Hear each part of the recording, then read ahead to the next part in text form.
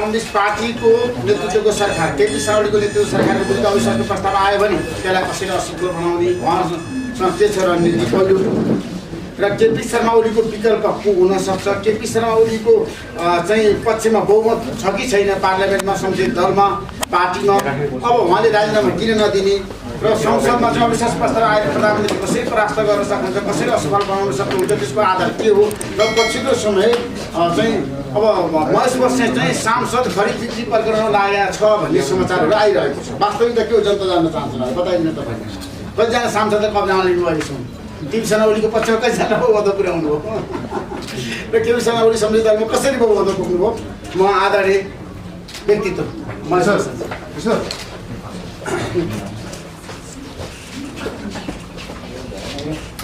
सम्पूर्ण पत्रकार साथीहरू सबैलाई नमस्कार। रिभर्स क्लबको साक्षात्कार कार्यक्रममा आज जुन यो अवसर दिनुभएकोमा म देशलाई मलाई पनि धन्यवाद दिन चाहन्छु। स्वाभाविक ढङ्गले सर्वोच्च अदालतको फैसला पछाडि राजनीतिक निकासा यसले आउँदैन, लोकतन्त्रलाई यसले सुदृढ बनाउन मद्दत गर्दैन र राजनीतिभित्र चाहिँ अस्थिरता र हामीले ढङ्ग पुर्याएनौँ भने विकृति विसङ्गति पनि घुस्न सक्छ भनेर हामीले जुन विश्लेषण गरिरहेका थियौँ यो फैसलाको स्वागत गरिरहँदा त्यो कुरा चाहिँ क्रमशः पुष्टि हुँदै छन् र यसभित्र रहेका कतिपय पर्दाहरू पनि खुल्दैछन्। त्यसो भएको हुनाले मैले के देख्छु भने आजको मितिमा प्रधानमन्त्री केपी शर्मा ओलीज्यूलाई सङ्कट हुन्छ भनेर अनुमान गरेको यो फैसलाले सङ्कट उहाँलाई होइन, सङ्कट चाहिँ उहाँलाई सङ्कटमा पार्न खोज्ने अथवा उहाँलाई पच्युत गर्न चाहने प्रचण्ड कमरेड र माधव कमरेडहरूको टिमलाई नै परेको जस्तो म देख्छु आजको मितिसम्म आइपुग्दा। किनभने उहाँहरूसँग अब फ्रन्ट गियर भन्दा पनि ब्याक गियर लगाउनु पर्ने स्थितिहरू पौष 5 गते उहाँले हठात प्रस्तुत गर्नुभएको अविश्वासको प्रस्ताव जसमा पुष्पकमल दाहाल प्रचण्डलाई प्रधानमन्त्रीको रूपमा अगाडि सारिएको थियो त्यो हिजोको बैठकबाट उहाँ ब्याक हुनुभएको फिर्ता हुनुभएको एउटा अवस्था छ। अब भोलिका दिनमा परिस्थिति उहाँको निमित्त झन् असहजतातर्फ गइरहेको छ।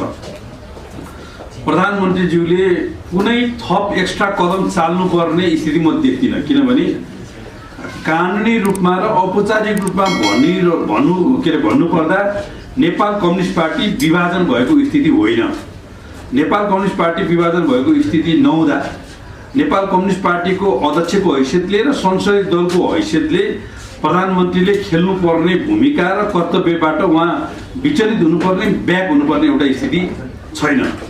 कम्युनिस्ट पार्टी औपचारिक ढङ्गले र कानुनी ढङ्गले फुटको अवस्थामा गएको कुरा हामीले नस्वीकारेको अवस्थामा र वर्तमान सरकारको विरुद्ध औपचारिक ढङ्गले कुनै अविश्वासको प्रस्ताव लगायतका कुनै पनि प्रस्तावहरू नआइरहेको सन्दर्भमा कुनै नैतिक प्रश्न प्रधानमन्त्रीमाथि उठ्ने स्थिति पनि छैन र यो सरकार चाहिँ आउँदो 23 गते सुरु हुन लागेको संसदको बैठकबाट चाहिँ यो सरकार चेन्ज हुन्छ, परिवर्तन हुन्छ भन्ने अनुमान पनि यो अनुमानमै सीमित हुने हो कि भन्ने जस्तो लक्षण देखिँदैछ। किनभने प्रचण्ड कमरेड र माधव कमरेडले यो सरकारको विरुद्ध अविश्वासको प्रस्ताव ल्याउने जुन उहाँहरूको योजना छ त्यसको लागि कङ्ग्रेससँगको सहकार्य बहुत आवश्यकता छ। कङ्ग्रेसको राजनीतिक एनालाइसिसबाट उसले दुईटा निष्कर्ष निकाल्यो भन्ने मलाई लाग्छ। एउटा औपचारिक ढङ्गले नेपाल कम्युनिस्ट पार्टीको विभाजन नभएसँग हामी कुनै गुटसँग वार्ता र सहकार्य गर्दैनौँ भन्ने कङ्ग्रेसको निष्कर्ष छ।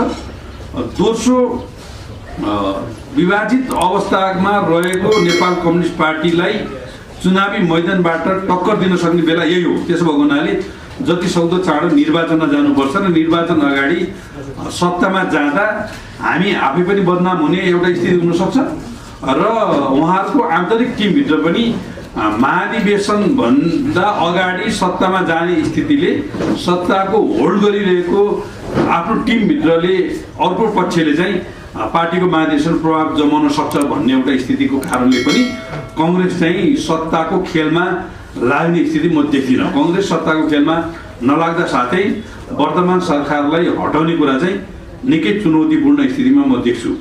अब जनता समाजवादी पार्टीको पनि म मानसिकता के देख्छु भने बाबुराम र उपेन्द्र यादवज्यूहरूले प्रचण्ड कमरेडहरूलाई अलिकति माया ममता गर्न खोजेको, उहाँहरूको बिचमा सरकारको साझेदारी र महत्त्वपूर्ण मन्त्रालयको बाँडफाँड पनि टुङ्गिएको भन्ने जस्ता कुराहरू आइरहेको बेलामा उपेन्द्र महतो र महन्त ठाकुरहरूले तपाईँको पार्टी कुन हो भनेर प्रचण्डलाई प्रश्न गरिरहेको र प्रचण्डसँगको चाहिँ सहयात्रा विगतमा असहज भएको कारणले यसलाई निरन्तरता दिन सकिँदैन भनिरहेको अवस्थामा मलाई लाग्छ आजको सत्ता समीकरण चाहिँ बोकाको मुखमा कुबिन्डो जस्तो भएर प्रचण्ड कमरेड र माधव कमरेडतर्फ सोचिएको छ। र मैले भन्दै आएको प्रधानमन्त्री केपी शर्मा ओलीको वरिपरि नेपालको राजनीति एउटा लामो समय चल्नेछ र कोर्ट उहाँकै बलको कोर्ट चाहिँ उहाँकै कोर्टमा भएको हुनाले फेरि पनि उहाँले नै अबको राजनीतिक परिवेशलाई कसरी लैजाने भन्ने कुराको चाहिँ नि नेतृत्वदायी भूमिका खेल्नुपर्ने ठाउँमा उहाँ पुग्नु भएको छ भन्ने मलाई लाग्छ। अब जहाँसम्म संसदीय विकृति र विसङ्गति 52 सालको स्टाइलमै फर्किन्छ कि भन्ने जुन हाम्रो शङ्का थियो त्यो चाहिँ फर्किने म कुरा देख्दिनँ। किनभने कङ्ग्रेसले आफ्नो पोजिसन स्पष्ट पारिसके पछाडि नेकपा भन्दा बाहिर सत्ताका खेल चाहिँ अहिले पुगेको छैन। अब भोलि अविश्वासको प्रस्ताव कसरी प्रकट हुन्छ त्यो आधारमा नेकपा भन्दा बाहिर सत्ताको खेल पुग्दाखेरि त्यो कसरी प्रकट हुन्छ हामी हेरौँला, त्यस पछाडि त्यसको बारेमा बहस गरौँला। तर आज चाहिँ नेकपा भित्रै सत्ताको खेल छ। अब नेकपा भित्रको खेललाई दुई ढङ्गले निरूपण गर्न सकिन्छ। एउटा विगतमा भएका कमी कमजोरीहरूलाई नेताहरूले स्वीकार गरेर भदौ 26 गते भन्दा अगाडिको परिस्थितिमा नेकपालाई पुर्याउनु पर्छ भन्ने गृहमन्त्री रामबहादुर थापा बादलले भनिरहनु भएको सन्दर्भमा त्यो परिवेशबाट नेकपाको एकता प्रक्रिया टुङ्ग्यो भने मलाई लाग्छ आजको जटिल राजनीतिक परिवेशले एउटा निकास पाउँछ। यदि त्यो मोडलमा गएन भने प्रचण्ड कमरेड र माधव कमरेडले जुन दिनसँग औपचारिक ढङ्गले पार्टी फुटेको कुराको दाबी गर्नुहुन्न त्यो दिनसम्म यो समस्या रहिरहन्छ। किनभने लड्डु खाएर विजय जुलुस मनाएर केपी ओलीका 22 जना सांसद हामीतिर आउँदैछन्। त्यही भएर ती सबै सांसदहरूलाई एकदम माया ममता गर्नु, मिठो मसिनो खुवाउनु भनेर भाषण गरिरहनु भएका नेताहरू अहिले के भन्न थाल्नुभयो भने सत्ता र अनेक खालका लोलुप्ताहरू अथवा पैसाका पनि जोडेर चलखेल सुरु भएर हाम्रा सांसदहरू चाहिँ चोरिने क्रम सुरु भयो भन्न थाल्नु भएको छ। मलाई के लाग्छ भने उहाँहरूले औपचारिक ढङ्गले दल दर्ता नगर्नु भनेको चाहिँ उहाँहरूको सांसदहरूलाई खुल्ला छोड्नु हो अथवा हाम्रो सांसदहरू पनि खुल्ला हुनु हो। हाम्रो सांसदहरूलाई खुल्ला बनाएर उहाँहरूतिर चोर्ने जुन स्ट्राटेजी सर्वोच्च अदालतको फैसला पछाडि उहाँहरूलाई सहज हुन्छ भन्ने उहाँलाई लागेको थियो, त्यो कुरा उहाँहरूतर्फ सहज होइन, उहाँहरूतर्फ असहजतातर्फ प्रकट भएको छ। त्यसको हुनाले कुनै पनि कम्युनिस्ट आन्दोलन लागेका सांसदहरू अथवा जनप्रतिनिधिहरू अथवा नेता कार्यकर्ताहरू 70 वर्ष पछाडि कम्युनिस्ट पार्टीले प्राप्त गरेको उपलब्धि, यो सरकार, यो समृद्धि, यो विकास र यो राष्ट्रियताको मुद्दालाई छोडेर कङ्ग्रेस अथवा प्रतिपक्षलाई सत्ताको साँचो सुम्पन तयार छैन। त्यसो भएको हुनाले मलाई के लाग्छ भने प्रचण्ड कमरेड र माधव कमरेडका धेरै माननीय सांसदज्यूहरू प्रधानमन्त्रीको राष्ट्रियता विकास र समृद्धिको अभियानमा साथ दिन आउनुहुन्छ। त्यो साथ दिन आउने क्रममा प्रधानमन्त्री स्वयं र उहाँसँग निकट रहेका नेताहरू र हामीहरूसँग पनि स्वाभाविक ढङ्गले उहाँहरू सम्पर्कमा आउने स्थिति बन्छ र त्यो सम्पर्कलाई राजनीतिमा हामीले सहजीकरण गरिदिने र हाम्रो अनुकूलतामा उहाँहरूलाई हाम्रो मुद्दामा उहाँलाई सहमत गरेर लिएर हिँड्ने कुरामा त्यसलाई एकदम अन्यथा होइन स्वाभाविक ढङ्गले लिनुपर्छ भन्ने मलाई लाग्छ। अब त्यसलाई सांसद किनबेच मन्त्रीमण्डलको मन्त्री परिषदको के मन्त्रीको प्रलोभन भन्ने ढङ्गले कतिपय साथीहरूले एनालाइसिस गर्नुभएको छ। त्यसलाई त्यो ढङ्गले बुझ्ने भन्दा पनि मुद्दाले राजनीतिले कानुनी हैसियतले र गणितीय हिसाबले पनि प्रचण्ड र माधव कमरेडहरू निकै सङ्कटमा पर्नु भएको हुनाले त्यो अवस्था देखिँदैछ। अब म चाहिँ अर्को एउटा खतरनाक अवस्था के देख्छु भने यदि उहाँहरूले औपचारिक ढङ्गले पार्टी फुटेको कुरालाई कतै दर्ज गराउनु भएन भने उहाँका बहुमत छु भनेका केन्द्रीय सदस्यहरू र बहुमत छु भनेका धेरै सांसदहरू केपी कमरेडतिर आउनुहुनेछ र उहाँहरूको बहुमत छु भन्ने कुरा चाहिँ नि एकैचोटि उहाँहरूले र मिडियाले पनि हामी भ्रममा रहेछौँ भन्ने कुरा चाहिँ थाहा पाउनुपर्ने स्थिति आउँछ। अब संसदीय दलमा त मेरो विचारमा त्यो भ्रममुक्त उहाँहरू भइसक्नु भएको जस्तो लाग्छ। अब पार्टीमा पनि साबिक पार्टीमा उहाँहरूको केन्द्रीय कमिटीको जुन दाबी छ त्यसबाट पनि उहाँहरू भ्रममुक्त हुने क्षणको चाहिँ प्रतीक्षा गर्दा हुन्छ भन्ने लाग्छ मलाई। त्यसो भएको हुनाले अबको राजनीतिलाई फेरि पनि विकास, फेरि पनि समृद्धि, फेरि पनि राष्ट्रिय एकताको पक्षमा लैजानको लागि प्रधानमन्त्रीको जुन एउटा उचाइ छ, जुन एउटा व्यक्तित्व उहाँले बन्नु भएको छ, त्यसलाई राज्यले अथवा मुलुकले क्यास गर्दै सबै राजनीतिक दलहरूको बिचमा एउटा उच्च तहको समझदारी बनाएर निकास दिने मोडलमा जानुपर्छ र प्रधानमन्त्री त्यही मोडलमा जान चाहनु भएको छ र प्रधानमन्त्रीको कारणले कुनै अस्वाभाविक घटना घट्ने, अस्वाभाविक गतिविधि हुने र उहाँको कारणले राजनीतिमा अस्थिरता, व्यक्तित्व विसङ्गति नफिटियोस् भन्ने कुरामा प्रधानमन्त्री निकै सचेत हुनुहुन्छ र उहाँ सचेत भएको कारणले उहाँलाई सहयोग गर्ने हामी सबै त्यो कुरामा चाहिँ एकदम सचेत छौँ, संवेदनशील छौँ र तपाईँहरूले प्रकट गर्नुभएको चिन्ता चाहिँ नि व्यवहारमा कहीँ पनि देखिने छैन। मैले यति नै कुरा राख्दै अहिले आफ्नो भनाइ टुङ्गे। एउटा प्रश्न जस्तो प्रधानमन्त्रीज्यूले हिजो मात्रै के गर्नुभयो भने खास गरी प्रधानमन्त्री असुरक्षित आफैले चाहिँ सुरक्षाको थ्रेटको कुरा गर्नुभयो। यो किन भन्नुभयो? उहाँले के साँच्चै सुरक्षा थ्रेट महसुस गर्न थाल्नु भएको हो? अब नेपाललाई एउटा सतीले सरापेको देश पनि भनिन्छ। अब हाम्रा विगतहरू हेर्ने हो भने राष्ट्रियताको पक्षमा, विकास र समृद्धिको पक्षमा लागेका व्यक्तिहरूको मृत्यु सहज भएका छैनन्। अब भीमसेन थापाको मृत्युदेखि मदन भण्डारी, वीरेन्द्रको परिवारको वंशनाश, अब स्वयं महेन्द्रको मृत्यु पनि एउटा शङ्काको घेराभित्रै व्याख्या गर्ने गरिन्छ होइन। र सुशील कोइरालाको मृत्यु पनि कतिपय मान्छेले प्रश्न उठाउने गरे। यी तमाम कुराले हेर्दाखेरि राष्ट्रियता, विकास र समृद्धिको जुन एउटा अभियान उहाँले चाहिँ एउटा तीव्र गतिमा अगाडि बढाउनु भएको छ। सहयोगी ढङ्गले उहाँमाथि सुरक्षा थ्रेट छ र त्यस्ता केही सूचनाहरू प्राप्त गरेर नै उहाँले यो कुरालाई बाहिर ल्याउनु भयो। यो कुरा बाहिर ल्याइनदा आम जनता, सर्वसाधारण र कार्यकर्ता, नेता कार्यकर्ताहरूले उहाँको सुरक्षातर्फ चाहिँ नि थप चनाखो र थप सजग हुनुहुनेछ भन्ने मलाई लाग्छ। जस्तो त्यो भनेको चाहिँ के हो? दलहरू भित्रैबाट, अन्य दलबाट कि विदेशी शक्तिबाट खोजेको? अब त्यति धेरै सूचना त म अपडेट छैन, तर मैले चाहिँ नि मेरो बुझाइमा निकटको पात्र भएका हिसाबले हामीले चाहिँ जान्न खोजेको के भने प्रधानमन्त्रीको घेरामा 300 भन्दा धेरै सुरक्षाकर्मीहरू हुनुहुन्छ। उहाँ वरिपरि त्यत्रा 300 जना सुरक्षाकर्मी, अन्त जाँदाखेरि कार्यक्रममा पनि छतमा चाहिँ सुरक्षाकर्मी राखेर उहाँ भाषण गर्ने मान्छे, कहाँबाट त्यति ठुलो सुरक्षा थ्रेट रह्यो? अब आम रूपमा त राजकीय र शासकीय तहमा बसेका नेताहरूलाई राज्यले नै सुरक्षाको प्रबन्ध गर्छ, त्यो सबैले गरेकै छ। अब कतिपय नेताहरूलाई चाहिँ चाहिने भन्दा बढी सुरक्षाकर्मीहरू भए, बढी हाइफाई भयो भनेर त्यसलाई तपाईँहरू जस्ता धेरै साथीहरूको सुझावमा मन लाग्छ नियन्त्रण अथवा चाहिँ नि नियमन पनि गरिएको छ। अब कतिपय नेताहरूले फेरि आफ्नो वैयक्तिक पहुँचका प्रयोग गरेर सिभिलमा प्रहरीहरू राखेर आफ्नो चाहिँ पूर्व लडाकु भनेर भन्नु पनि भएको छ। त्यो पनि तपाईँ हामीले देखेकै छौँ होइन। तर मलाई जहाँसम्म लाग्छ सुरक्षा थ्रेट बढेको कुरा चाहिँ नि एक्सपोज गर्नु भनेको चाहिँ म असुरक्षित छु भनेको होइन। सुरक्षा थ्रेट बढेको छ। सुरक्षा थ्रेट बढिरहँदा चाहिँ सुरक्षाको पाटोमा हामी नेता, कार्यकर्ता, समर्थक, शुभचिन्तकले ध्यान दिनुपर्छ भनेको हो। अब यस्ता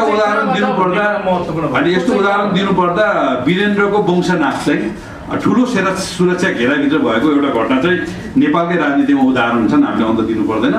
अब मलाई लाग्छ राष्ट्रियताको हित नचाहने, मुलुकको अखण्डता नचाहने, विकास नचाहने, समृद्धि नचाहने र पद, प्रतिष्ठा र पैसाका पछि लाग्ने शक्तिहरूले प्रधानमन्त्री लगायतका कतिपय व्यक्तिहरूलाई असुरक्षा बनाउने र सुरक्षा थ्रेट दिने एउटा स्थिति चाहिँ त्यो हुन सक्छ भन्ने मैले पनि अनुमान गरेको छु। प्रधानमन्त्री असुरक्षित भइरहँदा साइबर सेना चाहिँ कहाँ छ त? के गरिरहेको छ त? साइबर सेना अब साइबर सेना चाहिँ प्रधानमन्त्रीको अथवा नेताको सुरक्षा दिनको लागि बनाएको यो शक्ति होइन।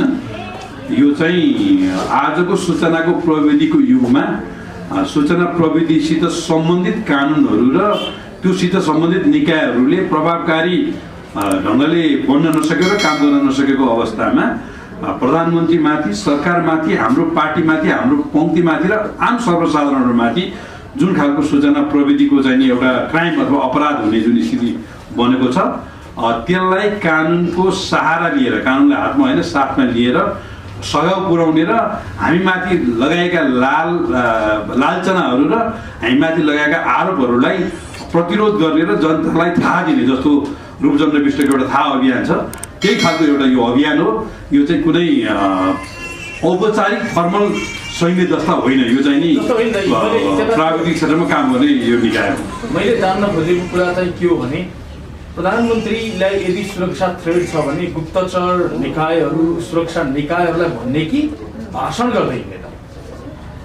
अब प्रधानमन्त्री भनेको जनताको नेता हो। प्रधानमन्त्री भनेको जनताले आफ्नो सार्वभौम अधिकारलाई उपयोग गरेर मतदानबाट निर्वाचित गरेको एउटा निकाय भएको हुनाले उहाँले सुरक्षा थ्रेडको मात्रा हेरेर कतिको एक्सपोज गर्ने भन्ने हुन्छ र उहाँले आफ्ना सुरक्षा निकायहरूलाई अथवा चाहिँ नि अन्य आफ्ना राज्यका मातहत निकायहरूलाई स्वाभाविक ढङ्गले जानकारी गराउनु भएकै छ। अब अलि सुरक्षा थ्रेडको मात्रा बढेको अनुभूति गरेको हुनाले यो पब्लिकले पनि जानकारी गर्नुपर्छ भन्ने उहाँको कुरा होला। कुर्सीमा बस्नुन्जेल चाहिँ जहिले पनि सुरक्षा थ्रेड हुने, जस्तो योभन्दा अगाडि प्रचण्डको पनि त्यस्तै सुरक्षा थ्रेडको कुरा गर्नुभएको थियो, अहिले के प्रधानमन्त्री केपी शर्मा ओलीले गर्नुभएको छ, यो के एउटा फन्डाको लागि मात्रै हो के लाग्छ तपाईँलाई? अब सुरक्षा थ्रेड त सरकारमा रहँदा र नरहँदा अब त्यसको मात्रा त्यसको चाहिँ नि भोल्युम स्वाभाविकै सत्तामा रहँदा बढी नै हुन्छ, प्रतिपक्षमा रहँदा त्यो स्वाभाविकै कम हुन्छ र अब सत्तामा रहिरहँदाखेरि चाहिँ नि धेरै शक्तिहरूले सत्तामाथि जागा धरिरहेको बेलामा सत्ताच्युत गराउने षड्यन्त्र गरिरहेको बेलामा र प्रधानमन्त्रीको हैसियतले उहाँले खेलेको भूमिका कारणले आफ्नो स्पेस घटेको र आफ्नो राजनीतिक भविष्य कमजोर भइरहेको ठानिरहेको बेलामा र कतिपय शक्तिहरूका स्वार्थ सिद्ध नभइरहेको ठानिरहेको बेलामा सत्तामा रहँदा स्वाभाविकै सुरक्षा थ्रेड बढी हुन्छ नि, प्रतिपक्षमा रहँदाखेरि त्यो सुरक्षा थ्रेड स्वाभाविक ढङ्गले कम हुन्छ भन्ने लाग्छ मलाई। अहिले राजनीतिक विषयवस्तु मात्रै अगाडि आइराखेको बेलामा नेपाल आयल निगमले हप्तै पछि यो मूल्य बढाइराखेको छ, तपाईँहरूको ध्यान त्यसमा गएको छैन? अब आयल निगमको मूल्य घटाउने अथवा बढाउने कुरा चाहिँ अन्तर्राष्ट्रिय रूप बजारमा त्यसको मूल्य घट्या बढ भएका आधारमा हाम्रो मुलुकमा मूल्य घट्ने या बढ्ने कुरालाई चाहिँ सिस्टममा लानुपर्छ भन्ने कुराको प्रबन्ध जुन दिन हामीले गऱ्यौँ त्यसो हुँदाखेरि तेलको मूल्य बढ्ने कुरा मात्रै थियो विगतमा भने अहिले घट्ने बढ्ने क्रम निरन्तर छ। अब अन्तर्राष्ट्रिय बजारमा मूल्य बढेको कारणले यो बढेको छ, अन्तर्राष्ट्रिय बजारमा मूल्य घटेको कारणले यो घट्ने गर्छ। त्यो भएर हामीले यसलाई सिस्टममा ढालिसकेको कारणले यसलाई चाहिँ थप मुद्दा बनाउनु पर्ने स्थिति पनि होइन र यो मुद्दा बन्छ जस्तो पनि लाग्दैन। त्यति मात्रै नभएर ओली नेतृत्वको सरकारलाई अलोकप्रिय बनाउनुको लागि हप्तामा 2 पटक समेत मूल्य वृद्धि गर्ने काम भयो भनेर तपाईँकै पार्टीका नेताहरूले भन्नुभएको छ। अब यस्तो फन्डा चाहिँ चल्ला जस्तो लाग्दैन। अब राजनीति चाहिँ प्रोपोगेन्डा र फन्डाबाट भन्दा माथि उठिसकेको छ होइन। अब कहिले प्राधिकरणको सिइओको नियुक्ति, कहिले उसको मूल्य वृद्धि आयल निगमले गरेको मूल्य वृद्धि, अब यस्ता फन्डाहरूले धेरै घर गर्ला जनताको बिचमा भन्ने चाहिँ मलाई लाग्दैन। यो चाहिँ एउटा फन्डा हो। अब अन्तर्राष्ट्रिय मार्केटलाई हामीले स्वीकारेर त्यो अनुसारको हाम्रो मार्केट प्राइसलाई संयोजन गर्ने भनिसके पछाडि त्यो एउटा सैद्धान्तिक रूपमा त्यो कुरा आत्मसात गरेपछि त्योभन्दा फरक ढङ्गले छलफल गर्न भएन कि चाहिँ अब राज्यले अनुदान दिएर अन्तर्राष्ट्रिय मार्केटमा मूल्य धेरै हाई हुँदाखेरि जनतालाई सुविधा दिउँ भन्न परिस्थिति आयो भने त्यो एउटा छलफल होला सरकारको, नत्र भने त यो त सैद्धान्तिक कुरा हो, यो फन्डाको रूपमा उठाएको जस्तो लाग्छ। म साइबर सेनाकै विषयमा स्पष्ट हुन चाहन्छु। विशेष गरी साइबर सेनाको सेनापति भनेर महेश बस्नेतको प्रचार भइरहेको छ। तपाईँ सेनापति हो कि होइन, र सेनापति हो भने कसरी त्यसको संरचना बनाउनु भएको छ, त्यसको फङ्सन कसरी कहाँबाट भइरहेको छ? यो साइबर सेना भन्ने शब्द कहाँबाट जन्मियो भने प्रचण्ड कमरेड निकट रहेका मिडियाहरूले र उहाँसँग निकट रहेका सोसियल मिडियामा एक्टिभ रहेका साथीहरूले प्रधानमन्त्रीको विरुद्ध, सरकारको विरुद्ध, हाम्रो पार्टी हाम्रो विचारको विरुद्ध जुन खालको अपवाह भ्रम चाहिँ एउटा चाहिँ प्रोपोगेन्डाको रूपमा लैजाने जुन एउटा परिस्थिति बन्यो, त्यसलाई सपोर्ट गर्नको निमित्त हामीले मिडियाहरूको पनि खास सहयोग पाएनौँ। नेपालका मिडियाहरू चाहिँ नि रचनात्मक हुने भन्दा पनि प्रतिपक्षकै भूमिकामा रमाइरहेको एउटा अनुभूति हामीले गरिसके पछाडि आजको आधुनिक युगको सूचना प्रविधिलाई हामीले पनि प्रयोग गर्न सक्छौँ। आज नेपालको कुनै मिडियाले राखेको भिडियो र हामीले सोसियल मिडियामा राखेको भिडियोको भ्यालु धेरै ठुलो पनि अन्तर छैन। त्यही भएर सूचना प्रविधिमा जानकार राख्ने सचेत युवाहरूलाई उपयोग गर्नुपर्छ भन्ने आधारमा साइबर सेनाको कन्सेप्ट आयो। अब यो सेना भन्ने शब्द नराखे भए हुन्थ्यो भने चाहिँ धेरै बुद्धिजीवीहरूको चाहिँ नि शब्द के अरे सुझाव पनि आयो। अब यो सेना राखेको चाहिँ एउटा मनोवैज्ञानिक एउटा उपचार पद्धति पनि हो, यो चाहिँ ट्रिटमेन्ट भन्छ नि, साइकोलोजिकल ट्रिटमेन्ट पनि हो। त्यो कारणले यसो नाम सायद सेना मेरै मुखबाट अनायास आएको शब्द कुनै प्लानमा आएको होइन। र यसको संरचना चाहिँ नि अहिलेको युवा सङ्घ नेपालले सूचना प्रविधि विभागको रूपमा यसलाई निर्माण गरेर त्यो विभाग हेर्ने प्रमुखले चाहिँ समग्र यसको नियमन र संयोजन गर्ने भन्ने हो। यो कुनै त्यस्तो धेरै फर्मल र सङ्गठित फोर्स होइन, यो चाहिँ अनुपचारिक ढङ्गले स्वस्फूर्त परिचालित फोर्स हो। अब त्यसलाई नियमन गरेर यो चाहिँ जनताको हितको विरुद्ध उपयोग नहोस् र यसले अन्य कुनै दललाई, कुनै मिडियालाई, कुनै चाहिँ नि साथीहरूको विरुद्ध पनि उपयोग नहोस् भन्ने कुरामा बडो सचेततापूर्वक यसले चाहिँ आफ्नो डिफेन्स गरेर आवाजविहीनहरूको आवाजको प्रतिनिधित्व गर्ने कुरा मैले ध्यान दिन्छ। अब यसको चाहिँ नि म सेनापति भन्दा पनि यसको चाहिँ निवारण गर्ने म चाहिँ पुरोहितको रूपमा मलाई व्याख्या गरेको हुन्छ। यो चाहिँ मैले निवारण मात्रै मैले गर्दा म यसको सेनापति होइन। तपाईँ अनि प्रधानमन्त्री देशभरि नै भ्रमण गरिसक्नु भएको छ, घुम्नुभयो, विभिन्न ठाउँमा कार्यक्रमहरू गर्नुभयो। 3 वर्षको अन्तरालपछि तपाईँहरू जनतामा जानुभयो। आजको परिस्थितिमा आइपुग्दाखेरि तपाईँले के पाउनुभयो? नेकपा अब फुटेर अगाडि बढेको देख्न चाहने पाउनुभयो या अब नेकपा झुटेरै जानुपर्छ भन्ने चाहनुभयो? के पाउनुभयो? अब आम जनताको बुझे चाहिँ हामीले के पायौँ भने विकास र समृद्धिमा यति धेरै काम भएको छ, यो कामलाई रोक्नको लागि प्रचण्ड र माधव कमरेडले आफ्नो पद पैसा र प्रतिष्ठालाई ध्यान दिएर असहयोग गर्नुभयो, रोक्नुभयो, काम गर्न दिनु भएन। केपी ओलीको विकल्पमा प्रचण्ड पनि हुन सक्दैनन्, माधव नेपाल पनि हुन सक्दैनन्, झलनाथ पनि हुन सक्दैनन्, शेरबहादुर देउवा पनि हुन सक्दैनन्, महेन्द्र ठाकुर, बाबुरामहरू जो अहिलेका समकालीन नेताहरू छन्, केपी ओलीको विकल्पमा उहाँहरू हुन सक्नुहुन्न। त्यसो भएको हुनाले केपी ओलीले राष्ट्रियता, समृद्धि र विकासको पक्षमा जे अभियान चलाउनु भएको छ त्यसलाई हामी साथ दिन तयार छौँ भन्ने आम युवाहरू र आम जनतामा देखिन्छ। किनभने जेठ 5 गते पछाडि केपी ओलीको कदमलाई समर्थन गर्न सक्ने अवस्थामा धेरै मान्छेहरू थिएनन्। जब पछिल्लो बेलाका काठमाडौँका आमसभाहरू, बुटोलका आमसभाहरू, विराटनगरका आमसभाहरू र हाम्रा मोटरसाइकल र्यालीहरू र युवाहरूले स्वयंसेवकका नाममा अथवा विभिन्न नाममा यहाँको उहाँहरूको बन्द हडताललाई प्रतिरोध गर्दै निस्केका जुलुसहरूबाट चाहिँ यो कुराहरू देखियो। त्यस पछाडि मलाई लाग्छ उहाँहरू धेरै अत्तालिनु भएर त्यो अनेक खालका अभिव्यक्तिहरू चाहिँ विचलनका र कुण्ठाका अभिव्यक्तिहरू चाहिँ अलिक प्रकट हुन थालेका छन्। पार्टीभित्र झगडा गरेर बसिराख्ने ती गुट र ती व्यक्तित्व, ती शीर्षस्थ नेताहरूलाई साइडमा लगाएर तपाईँहरू जस्तो युवा पुस्ताले अगाडि हाल्न सक्ने सम्भावना छ कि छैन? अबको परिवेश त्यो ढङ्गले जाला। मलाई लाग्छ समकालीन राजनीतिमा केपी ओलीको पुस्ताको अन्तिम राज चाहिँ केपी ओलीको हो भन्ने लाग्छ मलाई। त्यस पछाडि स्वाभाविक ढङ्गले नयाँ पुस्तामा राजनीति जान्छ र नेकपाको विभाजनले आफूलाई धेरै सिंह भन्ने साथीहरूलाई चाहिँ आगामी निर्वाचनमा चाहिँ स्यालमा परिणत गरिदिन्छ र मलाई लाग्छ नयाँ पुस्ता अबको राजनीतिमा चाहे कम्युनिस्ट पार्टीभित्र चाहे कङ्ग्रेस पार्टीभित्र जबरजस्त आउँछ भन्ने लाग्छ मलाई चाहिँ। महेश बस्नेत यो देशको प्रधानमन्त्री हुन कति वर्ष लाग्छ? अब महेश बस्नेत यो देशको प्रधानमन्त्री होला नहोला त्यो त एउटा कुरा भयो कि मलाई लाग्छ 10-15 वर्षभित्र हाम्रो पुस्ता प्रधानमन्त्री होला भन्ने लाग्छ। 10-15 वर्ष अरू पर्खिनु पर्यो। तपाईँले यो देशको प्रधानमन्त्री बिचको राजनीतिक द्वन्द्वका कारणले अथवा साइज सत्ताका कारणले विविध कारणले जुन राजनीतिमा अवरोध आयो त्यसका कारणले पुरानो पुस्ता अहिले पनि राजनीतिमा हावी छ। मलाई लाग्छ 10-15 वर्ष पछाडि हाम्रो पुस्ताले नेपालको राजनीतिको नेतृत्व गर्छ मेरो अनुमान। जहाँ जाँदै अबको प्राइम मिनिस्टरको आज खुलासा गर्नुहोस्, किनभने अविश्वास प्रस्ताव आएर के वर्ष मैले हटाइसकेपछि प्रधानमन्त्रीको गर्न सक्छु।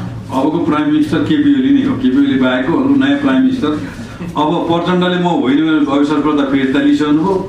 शेरबहादुर देउवाले म प्रधानमन्त्री होइन, तपाईँहरूको पार्टीको क्वेसन क्लियर गर्नुहोस् भनिसक्नुभयो। अब राजेन्द्र महतोले केपी ओलीलाई हटाउन सक्ने तागत हामीसँग छैन, त्यो नेकपासँगै छ, नेकपाको दल कुन हो भनेर प्रचण्डले सोध्नु भएको छ।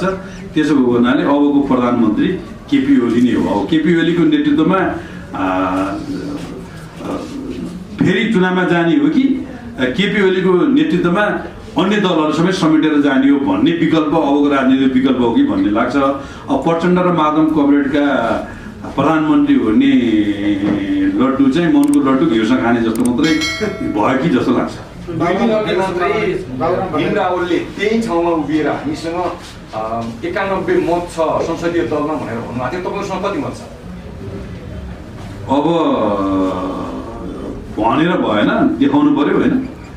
म तपाईँलाई बताउँ, भोलिसम्म आज त म भन्दिनँ, भोलिसम्म तपाईँहरूले 92 मत पाउनुहुन्छ र 92 मत भइसके पछाडि 90 कटेपछि 115 90 भन्दा पछाडि चाहिँ केपी ओली भन्दा अगाडि मेरो नाम लेख्नुहोस् भन्ने धेरै मान्यज्यूहरू हुनुहुन्छ। मलाई लाग्छ 115 भन्दा बढीको स्थिति हुन्छ र प्रचण्ड कमरेड र माधव कमरेडहरूको हालत चाहिँ कङ्ग्रेससँग सहकार्य गर्दा पनि बहुमत नपुग्ने हालतमा पुग्नु होला भन्ने लाग्छ। त्यही भएर मेरो उहाँलाई निःशुल्क सुझाव के छ भने जति सक्दो छिटो पार्टी फोरेर भएका सांसदलाई बचाउनुहोस्। आजको परिस्थितिमा आइपुग्दाखेरि वामदेव गौतमलाई तपाईँले कहाँ जोड्न चाहनुहुन्छ?